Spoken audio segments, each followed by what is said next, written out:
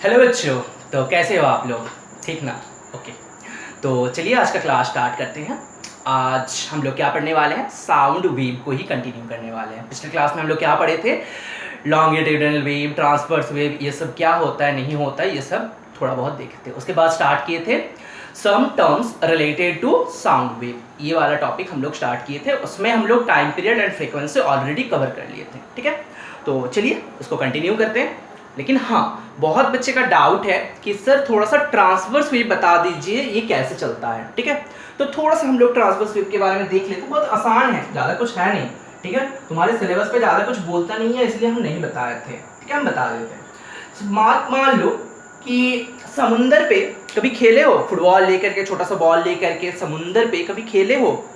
वहाँ पे क्या होता है ना, फुटबॉल लेकर के जब खेलते हो तो वहाँ पे क्या होता है ना, वो लहर आता है ना, समुंदर का वो लहर आता है ना। ठीक है, उसकी वजह से वो बॉल देखना ऊपर नीचे करने लगता है। जैसे कि मान लो यहाँ पे समुंदर है, ठीक है, समुंदर का पानी, सी वाटर, ठीक है ना, ये मान लो सी वाटर है। और यहाँ पे तुम्हारा वो खूबसूरत सा फुटबॉल है, यहाँ पे ना तुम्हारा वो खूबसूरत सा फुटबॉल है। ठीक है, तो मान लो यहाँ से कोई एक लहर आ रहा है, मान लो यहाँ से कोई एक लहर आ रहा है। ठीक है, तो जब भी ये आएगा तो ये क्या करेगा, कुछ ऐसे ऐसे ऐसे ऐसे चला जाएगा। ठीक है, बात समझ में आ रही है? ठीक है, तो जब भी ये समुंदर का लहर इस वाले बॉल तक पहुंचेगा तो क्या होगा।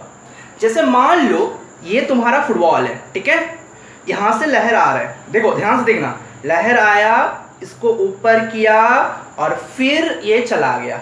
बात समझ में आया?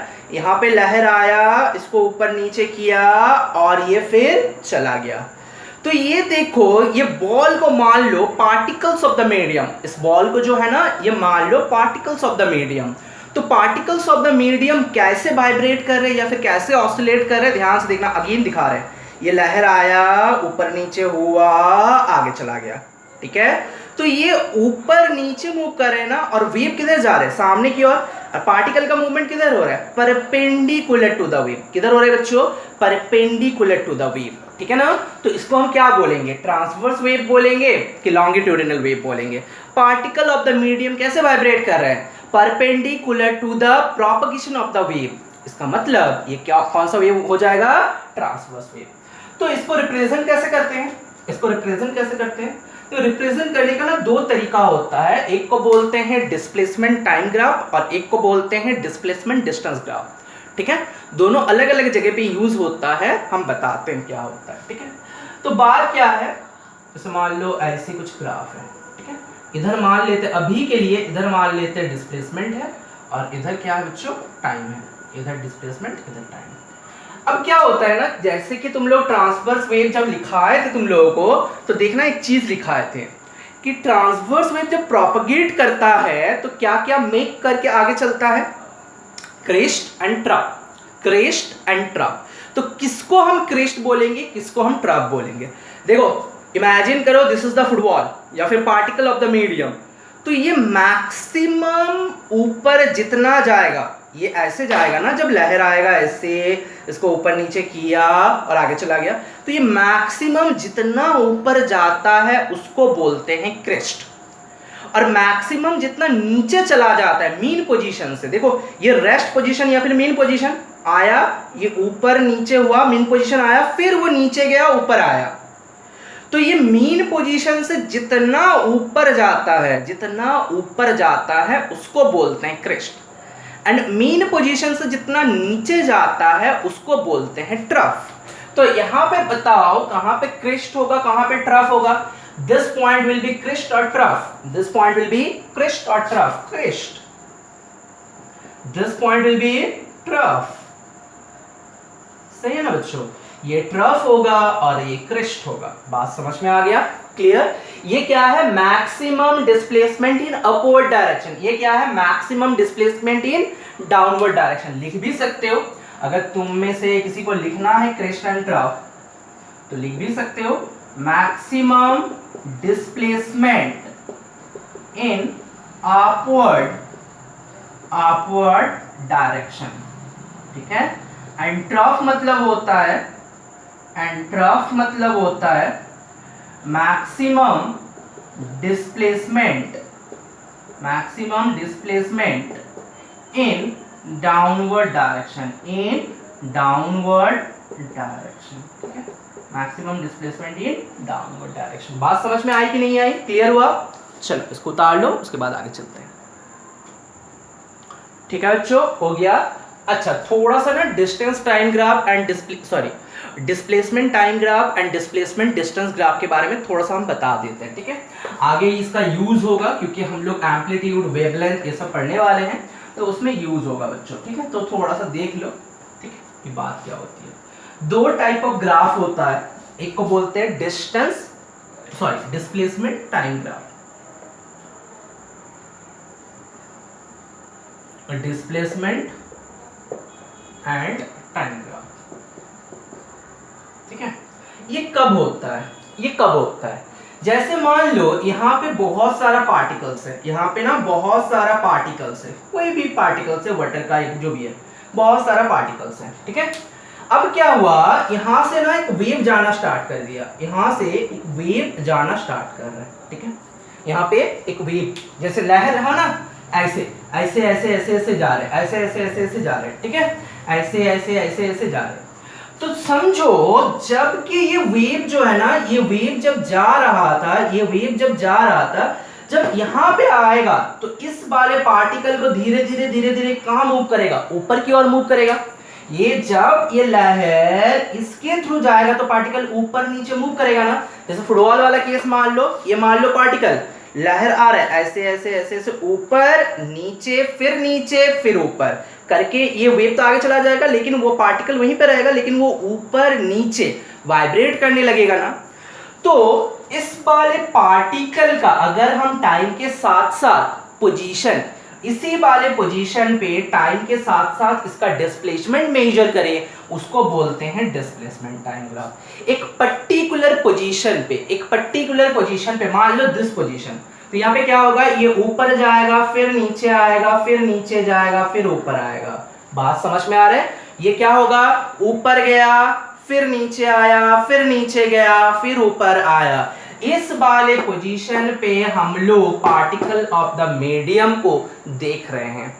हम लोग क्या कर रहे हैं, पार्टिकल ऑफ द मीडियम का ग्राफ ड्रॉ कर रहे हैं, टाइम के रेस्पेक्ट में इसका पोजीशन देख रहे हैं। तब हम लोग ड्रॉ करते हैं डिस्प्लेसमेंट टाइम ग्राफ। तब हम लोग ड्रॉ करते हैं क्या बच्चों, डिस्प्लेसमेंट टाइम ग्राफ। यस और नो, समझ में आ गया? ठीक है। तो यहाँ पे हम लोग क्या लिख सकते हैं कि ये वाला ग्राफ कब होता है, यहाँ पे नोट बोल करके तुम लोग लिख सकते हो कि particle of the medium at a given position when a wave propagate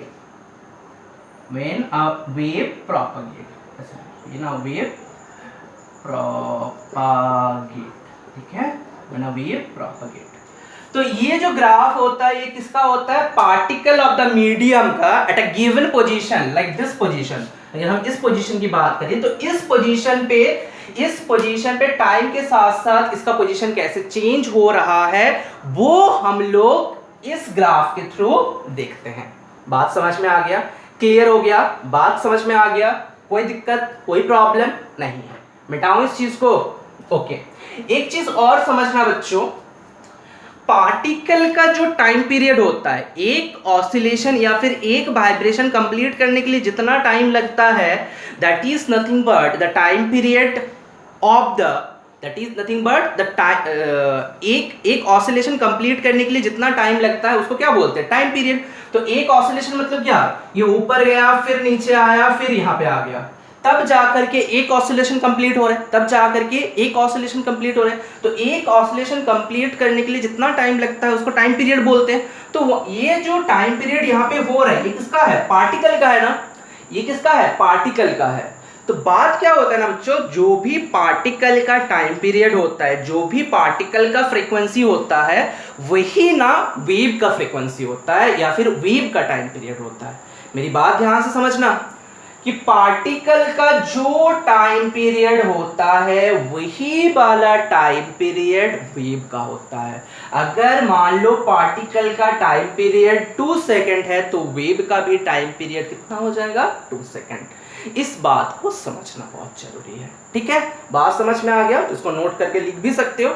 आगे चलते हैं, अब आते हैं डिस्टेंस, अच्छा डिस्प्लेसमेंट डिस्टेंस ग्राफ में, डिस्प्लेसमेंट एंड डिस्टेंस ग्राफ पे हेडिंग डालो डिस्प्लेसमेंट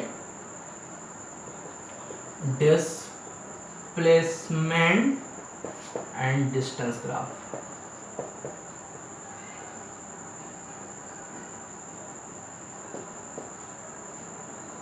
ठीक है, हेडिंग डालो इसको।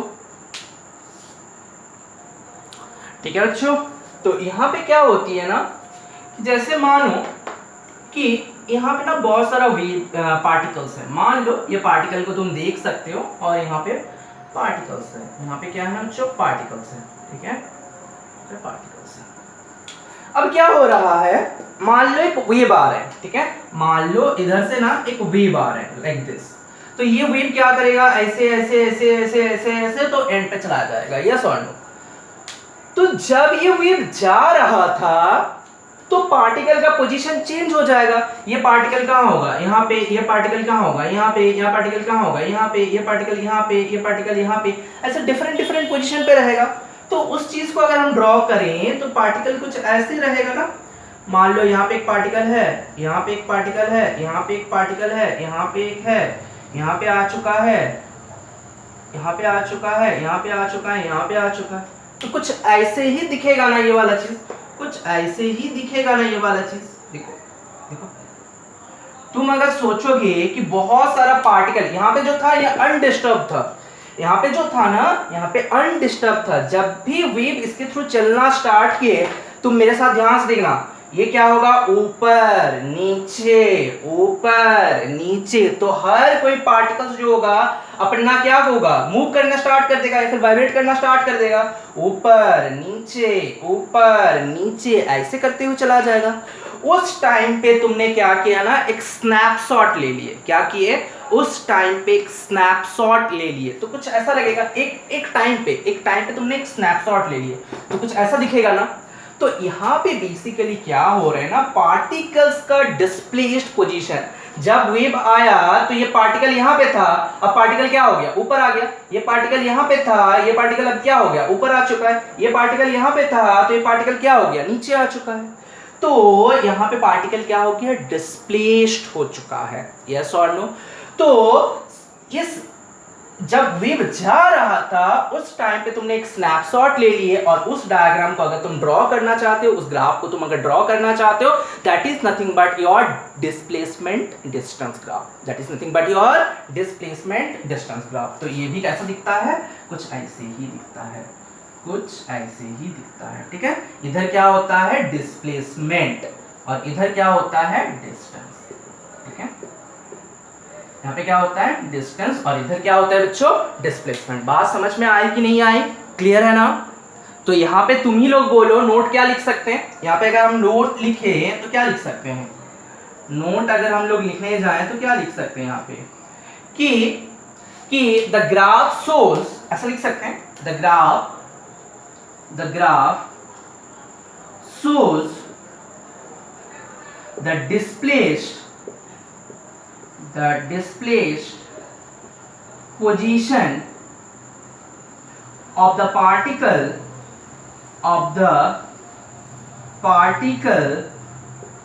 of the medium from its mean position, बोल सकते हैं ना, सिंपल।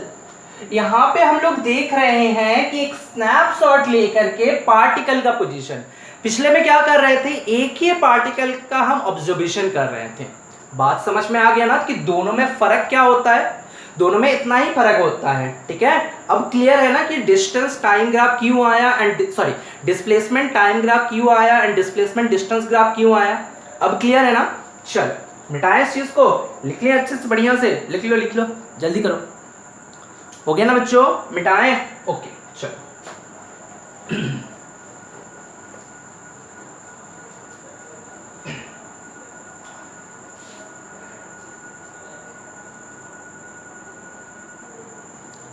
तो हम लोग क्या पढ़ रहे थे पिछले दिन कि टर्म्स रिलेटेड टू वेव, यही ना पढ़ रहे थे। टॉपिक क्या था?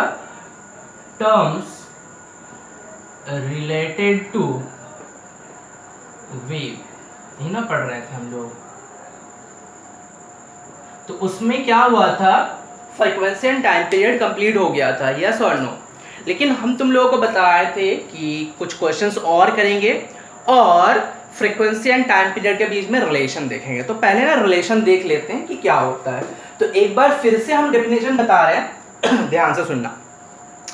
टाइम पीरियड मतलब होता है एक ऑसिलेशन कंप्लीट होने के लिए जितना टाइम लगता है, या फिर एक वाइब्रेशन कंप्लीट होने के लिए जितना टाइम लगता है उसको बोलते हैं टाइम पीरियड, ठीक है। एंड फ्रीक्वेंसी किसको बोलते हैं? एक सेकंड पे जितना ऑसिलेशन कंप्लीट होता है उसको बोलते हैं फ्रीक्वेंसी। एक सेकंड पे जितना ऑसिलेशन कंप्लीट होता है that is nothing but your frequency. अब मेरी बात ध्यान से सुनना, ठीक है। मान लेते हैं कोई भी एक वेव का टाइम पीरियड है t, ठीक है। तो हम ये लिख सकते हैं, देखो तो, कि अगर टाइम पीरियड जो है मेरा, अगर टाइम पीरियड जो है ये कैपिटल T है, तो क्या हम ये लिख सकते हैं कि in capital T second it will complete one oscillation. तो क्या लिख सकते हैं? इन T second the wave it completed one oscillation बोल सकते हैं, यस और नो। वन, अरे क्या हो रहा है? One oscillation. क्या बोले बच्चों? इन T सेकेंड कितना ऑसिलेशन कंप्लीट करता है? वन ऑसिलेशन कंप्लीट करता है, ठीक है। तो बात क्या है, इसमें से तुमको फ्रीक्वेंसी निकालना है। अगर T सेकंड पे एक ऑसिलेशन कंप्लीट करता है तो एक सेकंड पे कितना ऑसिलेशन कंप्लीट करेगा? That is nothing but your frequency. तो निकाल लो यूनिटरी मेथड से। तो एक सेकंड पे इट विल कंप्लीट कितना ऑसिलेशन? 1/t oscillation. और एक सेकेंड पे जितना ऑसिलेशन कंप्लीट होता है इसी को तो हम बोलते हैं फ्रीक्वेंसी। वो कितना आ गया बच्चों? 1/t। फ्रीक्वेंसी कितना आ गया? 1/t। इसलिए frequency is equals to 1/t लिखा जाता है। अब समझ में आया कि क्यों होता है frequency is equals to 1 time period. कोई दिक्कत, कोई प्रॉब्लम नहीं है ना? उतार लो, छापो जल्दी। क्लियर है ना बच्चों? कोई दिक्कत नहीं है। अच्छा, हमेशा हम एक चीज बोलते हैं कि फ्रीक्वेंसी जो होता है इसका दो यूनिट होते हैं। SI यूनिट पे तुम लोग हर्ट्ज भी लिख सकते हो एंड सेकंड इनवर्स भी लिख सकते हो। तो frequency is equals to 1/t ना। तो अगर यूनिट की बात करें, frequency is equals to 1/t, तो 1/t, t मतलब क्या? टाइम पीरियड मतलब क्या? टाइम पीरियड का यूनिट क्या होता है? सेकंड। तो फ्रीक्वेंसी का यूनिट क्या लिख सकते हैं? 1/सेकंड। तो समथिंग डिवाइडेड बाय 1/सेकंड को ना हम लिख सकते हैं सेकंड टू बी पावर -1। क्या लिख सकते हैं बच्चों? Second to be power -1। और इसी को बोलते हैं इनवर्स, सेकंड इनवर्स। इसी चीज को तुम बोल सकते हो सेकंड इनवर्स। बात समझ में आया? तो फ्रीक्वेंसी का यूनिट जो है ये सेकंड इनवर्स भी हो सकता है, ठीक है, या फिर तुम हर्ट्ज भी लिख सकते हो, डिपेंड ऑन यू, ठीक है। बात समझ में आ गया? मिटाओ, अब क्लियर है ये वाला बात? चलो आगे चलते हैं, मिटाओ ना। ओके चलो एक दो क्वेश्चंस कर ले, और पिछले क्लास में तो किए थे, फिर एक दो क्वेश्चन कर लेते हैं, ठीक है। मजा आएगा। मजा आया था पिछले क्लास में या फिर होश उड़ गया था? नहीं उड़ा था ना? चलो एक आसान से क्वेश्चन से स्टार्ट करते हैं, ठीक है। मान लेते हैं a wave completed 50 oscillation, नहीं 50 नहीं 60 ले लो, 60 oscillation in 2 minutes, find find time period, find time period. बोलो option A find time period. ठीक है, we completed 60 oscillation in 20 minute. Okay, तो time period is equals to 30 minute. Option B 1/30, option C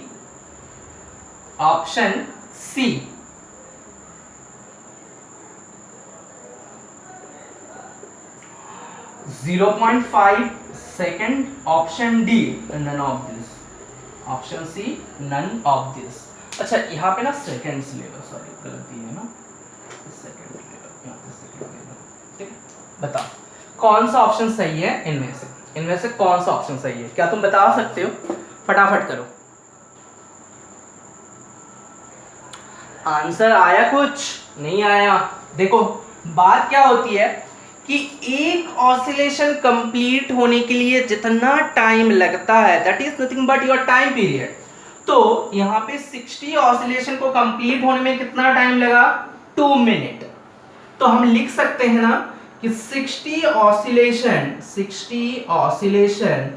complete होने के लिए कितना time लगता है? 2 मिनट यानी 120 सेकेंड, 120 सेकेंड। तो एक ऑसिलेशन कंप्लीट होने में लिए कितना टाइम लगेगा? 120 divided by 60 that is equals to 2 second, that is equals to 2 second. बात समझ में आ गया? बात समझ में आ गया? क्लियर है? कोई दिक्कत, कोई परेशानी नहीं है? ओके, अगर तुमसे हम ये पूछते तब ऑप्शन कौन सा करेक्ट होगा यहाँ पे? Option D is the correct option, yes और नो? ठीक है, अच्छा मिटाओ इस चीज को। ओके, अगर तुमसे यहाँ पे क्वेश्चन ये पूछता कि find the frequency, find the frequency, find the frequency, अगर तुमसे फ्रीक्वेंसी पूछता तो कितना होता? फ्रीक्वेंसी पूछता तो कितना होता?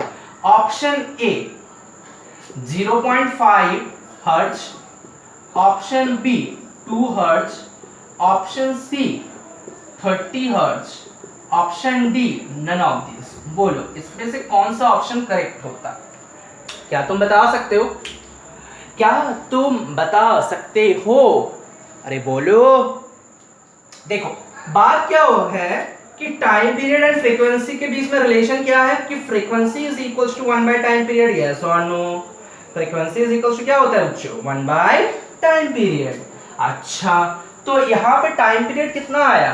कितना आया था टाइम पीरियड? मेरा कितना आया था? हम लोगों का time period is equals to 2 second आया था। Very good. तो फ्रीक्वेंसी कितना हो जाएगा?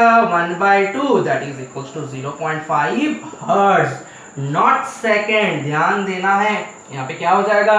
हर्ट्ज हो जाएगा, नॉट सेकेंड, क्योंकि फ्रीक्वेंसी का जो यूनिट होता है या फिर हर्ट्ज हो सकता है या फिर सेकेंड इनवर्स हो सकता है। क्लियर है बच्चों? चलो मिटाओ इस चीज को, मिटाओ। ओके चलो अब एक अच्छा वाला क्वेश्चन करते हैं। चलो देखते हैं कौन कर पाता है। ठीक है, एक अच्छा वाला क्वेश्चन करते हैं। एक वेव जो है ना, एक वेव का ग्राफ दिया गया है, displacement time graph like this. ठीक है, ये डिस्प्लेसमेंट टाइम ग्राफ दिया गया है ए वेव का। इधर डिस्प्लेसमेंट और इधर टाइम।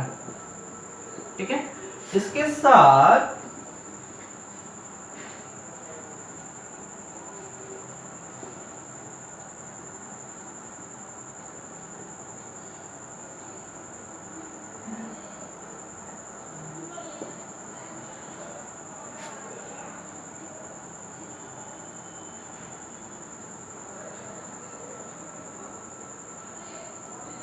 रुक जाओ।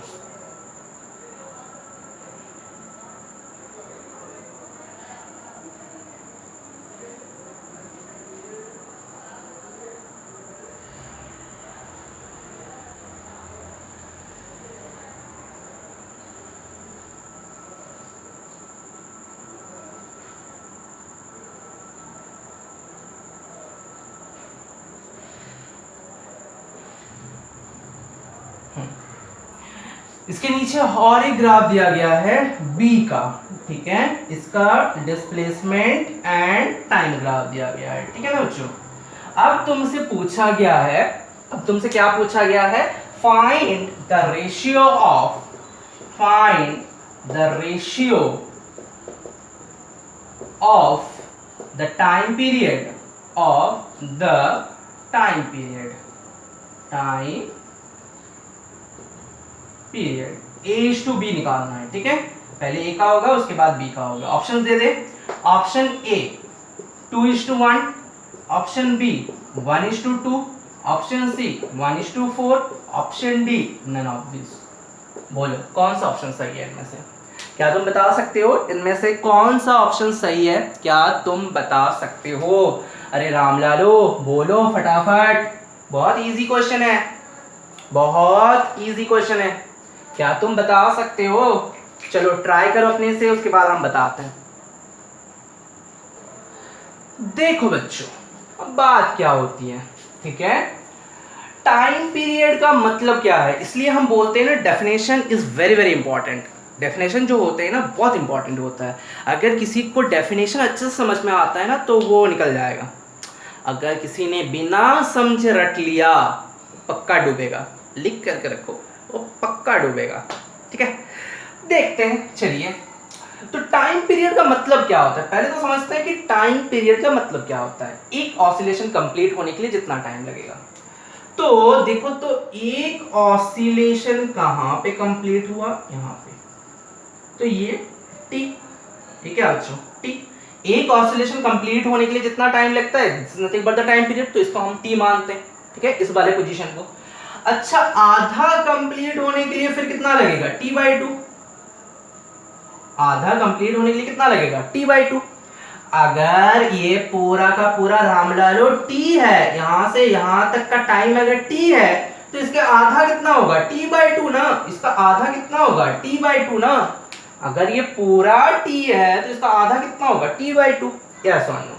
तो अगर ये t है तो ये भी t है, अगर ये t/2 है तो ये भी t/2 है। यस और नो? बात समझ में आई कि नहीं है? अगर ये t है तो ये भी t ना होगा भाई। अगर ये t/2 है तो ये भी तो t/2 होगा ना। कोई शक, कोई प्रॉब्लम, कोई दिक्कत नहीं है ना बच्चों? कोई प्रॉब्लम नहीं है ना बच्चों? कोई प्रॉब्लम नहीं है ना बच्चों? अच्छा, यहाँ पे ना ग्राफ हम थोड़ा सा गलत ड्रॉ किए, तो इसके बाद से ना ड्रॉ करना मुझे, ठीक है। यहाँ पे ग्राफ थोड़ा सा गलत ड्रॉ किए, ठीक है। बात समझ में आ गया? तो अब देखो, इसका एक ऑसिलेशन कंप्लीट होने के लिए कितना टाइम लगता है, that is nothing but one oscillation. इसका एक ऑसिलेशन कंप्लीट होने के लिए टाइम कितना लगा, t। और इसका एक ऑसिलेशन कंप्लीट होने के लिए कितना टाइम लग रहा है, t/2। यस और नो? अरे रामलालो देखो, इसका एक ऑसिलेशन कंप्लीट होने के लिए कितना टाइम लगा, t। इसका एक ऑसिलेशन कंप्लीट होने के लिए कितना टाइम लग रहा है, t/2। तो इसका टाइम पीरियड कितना होगा, इसका टाइम पीरियड कितना होगा, ta अगर हम लिखे, कहां लिखे, अगर हम लोग ta लिखें, उसको मिटा रहे हैं, ठीक है, ऑप्शंस को मिटा रहे हैं। तो अगर हम लोग ta लिखें, time period of wave A, TA that is nothing but t ना। एक ऑसिलेशन यहाँ पे कंप्लीट हुआ है, तो यहाँ पे क्या लिख सकते हैं, ओनली t। अच्छा, time period of graph b कितना हो जाएगा, time period of graph b कितना हो जाएगा, tb इज इक्वल टू क्या हो जाएगा, t/2 हो जाएगा ना। Time period of graph b कितना हो जाएगा, t/2 हो जाएगा, ठीक है। अब इस दोनों का रेशियो लेना कौन सी बड़ी बात है, तो अब फाइंड करते हैं, ta is to tb that is equals to how much, t is to t/2। दोनों को ना 2 से मल्टीप्लाई कर दो और t कट जाएगा, तो यहाँ पे अगर ठीक से करोगे तो ये कितना आ जाएगा, 2:1। तो answer will be how much, t:1। Answer will be how much, t:1। बात समझ में आई कि नहीं आई, क्लियर है, कोई दिक्कत नहीं है ना। एक क्वेश्चन और करते हैं, चलो एक क्वेश्चन और करते हैं, ठीक है बच्चों। ग्राफ हमने ड्रॉ कर दिया है, ये जो है ना, ये मान लो ग्राफ ए है, ये जो है ये मेरा ग्राफ ए है, और ये जो है ये मेरा ग्राफ बी है।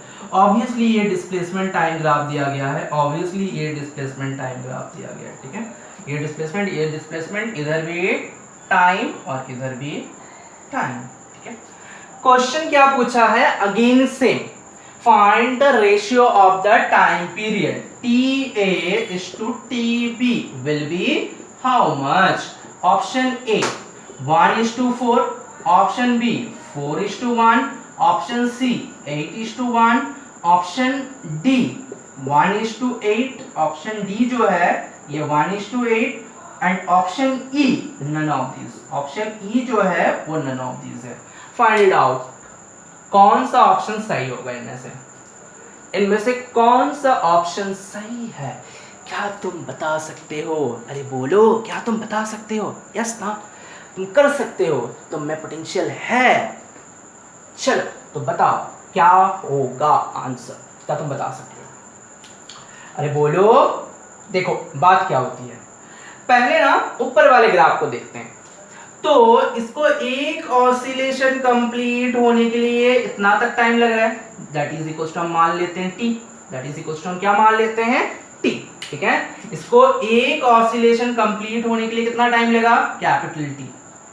कितना टाइम लगा बच्चों, कैपिटल टी, ठीक है। तो इस पॉइंट पे टाइम कितना है टी, तो इसका आधा कितना होगा t/2, इसका आधा कितना होगा t/2, और अगर ये t/2 है तो इसका आधा कितना हो जाएगा, ये अगर t/2 है, पूरा t/2 है, तो इसका आधा ये जो है ना इसके बीच में है ना, ये वाला पॉइंट जो है इसके बिल्कुल बीच में है, तो t/4 है, तो इसका आधा कितना हो जाएगा t/2 whole divided by 2 is nothing but t/4 ना, इज नथिंग बट t/4। तो ये वाला पॉइंट पे टाइम कितना हो जाएगा t/4 हो जाएगा। देखो ये पूरा t/2, तो इसका आधा कितना होगा t/4, ठीक है। अब देखो अगर ये t/4 है तो ये वाला पॉइंट भी कितना है t/4 होगा। अगर ये t/4 है तो बच्चों ये भी तो t/4 है, ठीक है। ये कितना होगा t/2, और देखना जरूरी नहीं है। अब देखो यहाँ पे t तक एक ऑसिलेशन कंप्लीट हो रहा है, मतलब इसका टाइम पीरियड कितना है कैपिटल T। तो अगर हम लिखे TA/TB, अगर हम लिखे TA/TB तो क्या लिख सकते हैं, TA/TB तो हम क्या लिख सकते हैं, that is equal to TA कितना है बच्चों कैपिटल T TB, मतलब इसका टाइम पीरियड कितना है। देखो एक ऑसिलेशन कहां पे कंप्लीट हुआ, ऑसिलेशन कंप्लीटेड नहीं, ऑसिलेशन कंप्लीटेड नहीं, ऑसिलेशन कंप्लीटेड नहीं, ऑसिलेशन कंप्लीटेड यस। तो इसका टाइम पीरियड कितना है t/4, तो t क्या लिख सकते हैं t/4। अल्टीमेटली ये क्या हो जाएगा, अगर तुम ध्यान से इसको कैलकुलेट करोगे तो आंसर विल बी 4:1। तो आंसर कितना हो जाएगा 4:1। आंसर क्या हो जाएगा बच्चों 4:1। अच्छा बच्चों, क्या तुम इस दोनों का फ्रीक्वेंसी का रेशियो निकाल सकते हो, इस दोनों का फ्रीक्वेंसी का रेशियो निकाल सकते हो? अगर हम तुमसे बोले, हो गया ना ये वाला क्वेश्चन, लिख लो पहले लिख लो, उसके बाद हम आते हैं, ठीक है। लिख लो पहले, बढ़िया से लिख लो, ठीक है। चलो अब क्वेश्चन क्या है, क्या तुम फ्रीक्वेंसी का रेशियो निकाल सकते हो? अगर तुमसे हम कहें कि फ्रीक्वेंसी का रेशियो निकालो, फाइंड FA/FB, क्या तुम बता सकते हो?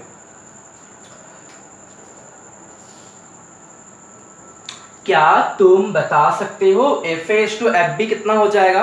अच्छा बच्चों, फ्रीक्वेंसी मतलब हम लोग क्या लिख सकते हैं, 1 टाइम पीरियड लिख सकते हैं। तो FA की जगह पे 1/TA लिख सकते हैं ना, कोई प्रॉब्लम, कोई दिक्कत, कोई कष्ट नहीं है। Okay, FB is equal to क्या लिख सकते हैं 1/TB लिख सकते हैं, यस और नो? इसमें कोई गलत तो नहीं कर रहे हैं हम लोग, नहीं। अच्छा, TA time period of A कितना आया है T, तो हम क्या लिखें 1/T/2। अच्छा, B का टाइम पीरियड कितना आया है T/4, तो यहाँ पे क्या लिखे 1/T/4। तो अगर तुम इसको ध्यान से कैलकुलेट करोगे तो ये क्या आ जाएगा 1/T/4/T। अगर मैथमेटिक्स अप्लाई करते हो तो अल्टीमेटली ये रेशियो जो आएगा ये आएगा 1:4। ये रेशियो जो आएगा ये 1:4। तो बात को समझो कि अगर तुम टाइम पीरियड बाय डिफॉल्ट निकाल पाए तो फ्रीक्वेंसी भी तुम निकाल पाओगे। तुमको ढूंढना क्या है, टाइम पीरियड, तब तुम आसानी से फ्रीक्वेंसी क्या करोगे, निकाल सकते हो। बात समझ में आ गया। चलो एक इजी क्वेश्चन से ना इस वाले टॉपिक को खत्म करते हैं, टाइम पीरियड एंड फ्रीक्वेंसी वाले को, ठीक है। एक सिंपल सा क्वेश्चन से हम इसको खत्म करते हैं, ठीक है। तो बच्चों वाला क्वेश्चन लेते हैं, बहुत टफ क्वेश्चन हो गया, एक बच्चों वाला क्वेश्चन लेते हैं, ठीक है। टफ हो रहा है, अरे नहीं पागल, ये तो 7 में करवा दिए तुम लोगों को, नहीं क्या बोलते हो, भूल गए सब। चलो,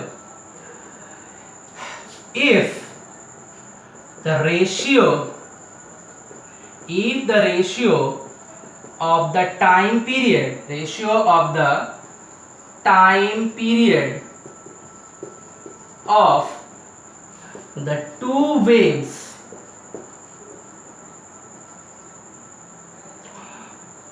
is 4:1, then find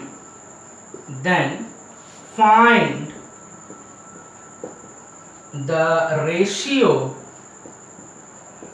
of their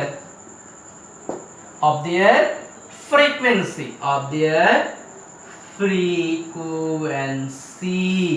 ठीक है। बात समझ में आ गया। चलो ऑप्शंस दे दें।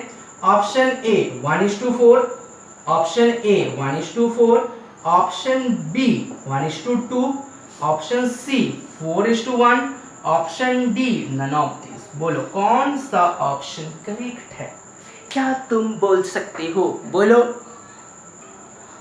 देखो बच्चों, इस क्वेश्चन को कैसे सॉल्व करना है, ठीक है। बात क्या है कि टाइम पीरियड का रेशियो दिया गया है, मतलब T1:T2 बोला गया है कितना, 4:1। तो हम यहां से क्या लिख सकते हैं, T1/T2 इज इक्वल्स टू 4/1। लिख सकते कि नहीं लिख सकते, बिल्कुल लिख सकते हैं सर। अच्छा, time period is equals to क्या होता है, 1/फ्रीक्वेंसी। तो यहाँ पे अगर हम ध्यान से लिखे तो T1 को क्या लिख सकते हैं, T1 देखो, फ्रीक्वेंसी इज इक्वल्स टू क्या होता है, 1/T। तो time period is equals to क्या लिख सकते हैं, 1/फ्रीक्वेंसी, क्रॉस मल्टीप्लिकेशन, और कुछ नहीं कर रहे हैं, ठीक है। तो यहाँ पे T1 के जगह पे हम लिख सकते हैं 1/f1। अरे रामलालो बोलो, लिख सकते हैं, बिल्कुल लिख सकते हैं। तो यहाँ पे T1 की जगह पे हम 1/f1 लिख सकते हैं, डिवाइडेड बाय T2 की जगह पे क्या लिख सकते हैं, 1/f2। T2 की जगह पे क्या लिख सकते हैं, 1/f2, that is equals to 4/1। Yes और नो। अगर तुम ऊपर नीचे करोगे तो यहाँ पे कितना आ जाएगा, f2/f1 इज इक्वल्स टू 4/1, 4/1।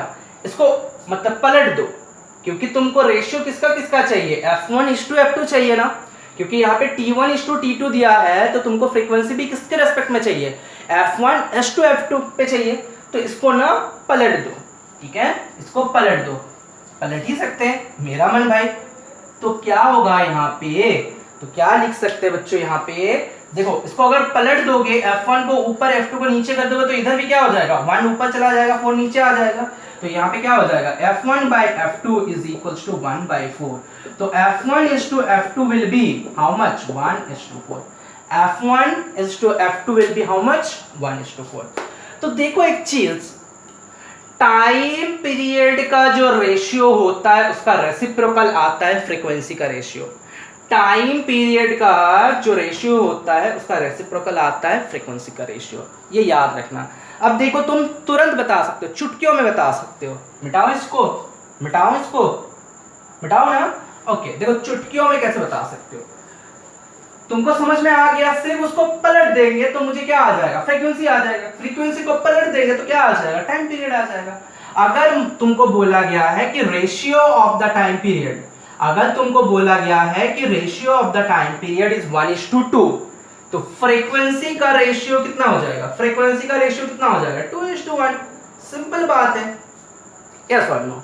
अगर तुमको बोला गया है कि फ्रीक्वेंसी का रेशियो जो है वो 1:8 है, तो टाइम पीरियड का रेशियो क्या होगा, तो टाइम पीरियड का रेशियो क्या होगा, इसको पलट दो, 8:1।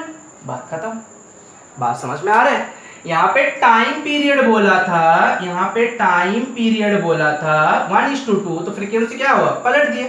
क्यों पलटे, क्योंकि time period is equals to 1/4 होता है, ठीक है। Time period is equal to 1/f होता है। यहाँ पे फ्रीक्वेंसी पूछा गया है 1:8, तो टाइम पीरियड कितना होगा, पलट दो उसको 8:1, बात खत्म हो गया। ठीक है, चलो मिटाओ इस चीज को। ओके, लिख लो whatever you want to write please write it down, अपने से लिखो। ठीक है, ठीक है बच्चों, इतना तक क्लियर है? कोई दिक्कत, कोई परेशानी, कोई कष्ट नहीं है ना? मिटाओ इस चीज को। ओके, आगे चलते हैं, एम्पलीट्यूड के बारे में थोड़ा सा बात करते हैं। क्या होता है एम्पलीट्यूड? हेडिंग डालो एम्पलीट्यूड। क्या हेडिंग डाले सर? Amplitude, amplitude. ठीक है, क्या होता है ये एम्पलीट्यूड? पहले डेफिनेशन लिख लेते हैं, उसके बाद समझते हैं। डेफिनेशन कुछ इस तरह सा है, डेफिनेशन कुछ इस तरह से है, the maximum displacement, the maximum displacement of the particle of the medium, of the particle of the medium in the either side, in the either side of its mean position, of its mean position is called amplitude, is called amplitude। पहले इसको लिखो, उसके बाद समझाते हैं। ठीक है बच्चों, इसको लिख लिए ढंग से, बोले थोड़ा सा। क्या देखो, पहले क्या हुआ ना कि पार्टिकल्स जो था वो अनडिस्टर्ब था। पहले पार्टिकल्स जो था वो अनडिस्टर्ब था। ठीक है, पार्टिकल जो था वो अनडिस्टर्ब था, नॉर्मल। ठीक है, अगर कभी मौका मिले तो इसको प्रेजेंटेशन से तुम लोगों को दिखाएंगे जरूर। ठीक है, अगर कभी मौका मिले तो बात क्या है कि पार्टिकल्स ऑफ द मीडियम जो है ना ये अनडिस्टर्ब था। अब क्या हुआ, एक वेव आने लगा, एक वेव इधर से आ रहा है। ठीक है, जब भी ये वेव आएगा तो ये पार्टिकल क्या होगा, देखो मेरे हाथ को देखना, पार्टिकल क्या करेगा, ऊपर नीचे नीचे ऊपर, क्या करेगा, ऊपर नीचे नीचे ऊपर, ऊपर नीचे नीचे ऊपर। ठीक है, तो ये मैक्सिमम एक पॉइंट पे जा रहा है ना बच्चों, एक मैक्सिमम पॉइंट पे जा रहा है ना इधर, और इधर भी एक मैक्सिमम डिस्प्लेसमेंट को कवर कर रहा है ना, that is nothing but your amplitude, maximum displacement from the mean position, maximum displacement from the mean position। तो ये पार्टिकल धीरे धीरे धीरे धीरे ऊपर गया, धीरे नीचे आया, फिर नीचे गया, फिर ऊपर आया।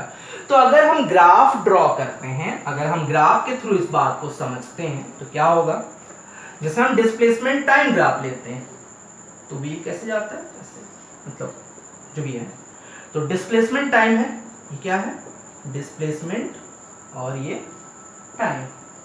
तो बोलो मैक्सिमम डिस्प्लेसमेंट, डिस्प्लेसमेंट का एक्सिस कौन सा है, ये वाला डिस्प्लेसमेंट का एक्सिस है।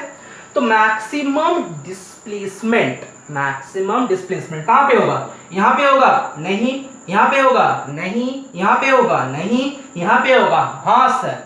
इसके ऊपर तो और नहीं जा रहे ना, वाई एक्सिस में, और तो ये ऊपर नहीं जा रहे ना, वाई एक्सिस पे ये तो ऊपर और नहीं जा रहे। यस और नो? देखो धीरे धीरे हाइट बढ़ते बढ़ते बढ़ते बढ़ते, वाई एक्सिस पे डिस्प्लेसमेंट है। ठीक है, तो हाइट बढ़ते बढ़ते बढ़ते बढ़ते कहां पे मैक्सिमम हो रहा है, यहां पे मैक्सिमम हो रहा है। तो जो मैक्सिमम, यहां पे क्या लिखे, यहां पे क्या लिखे, द मैक्सिमम डिस्प्लेसमेंट। तो मैक्सिमम डिस्प्लेसमेंट कहां मिलेगा, यहां पे मिलेगा। यस और नो? तो सिर्फ ये नहीं कि ऊपर वाले डायरेक्शन पे, आइदर साइड, कोई भी डायरेक्शन पे, अपवर्ड या फिर डाउनवर्ड। तो इधर मैक्सिमम हाइट ये, और यहां से इधर वाला मैक्सिमम हाइट कौन सा है, ये मैक्सिमम डिस्प्लेसमेंट कौन सा है, ये। तो ये भी एम्पलीट्यूड है और ये भी एम्पलीट्यूड है, ये भी ए है और ये भी ए है।